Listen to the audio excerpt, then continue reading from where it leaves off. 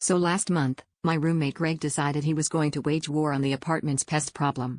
Now, I'd only ever noticed the occasional ant, but Greg was convinced we were on the verge of being overrun by critters of biblical proportions. He said he'd read a blog post about natural pest control methods, and, being the kind of guy who owns 3 succulents and a Himalayan salt lamp, he was determined to make our home an eco-friendly fortress.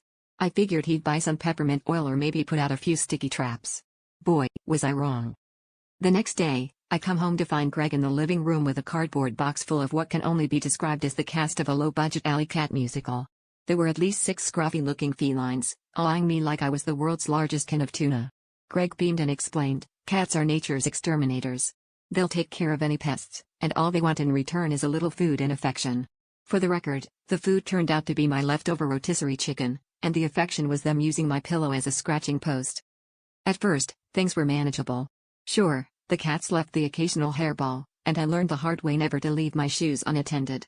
But then Greg decided to expand the ecosystem by introducing Gerald, his childhood goldfish, into the mix.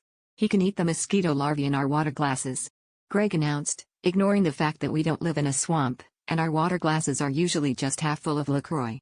Gerald's tank was set up in the kitchen, which, in retrospect, was like opening a sushi bar in the middle of a lion enclosure. By the end of the week, the apartment was a war zone. The cats had formed a gang, the ants had mysteriously vanished, and poor Gerald spent his days pressed against the glass with a look of existential dread. I told Greg his natural pest control had gotten out of hand, but he was too busy teaching the cats to use the litter box. The real kicker?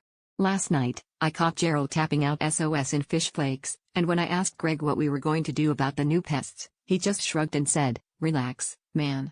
At least the cats are house-trained. And if Gerald complains again, he'll be the first fish in history to file a class action suit for emotional damage."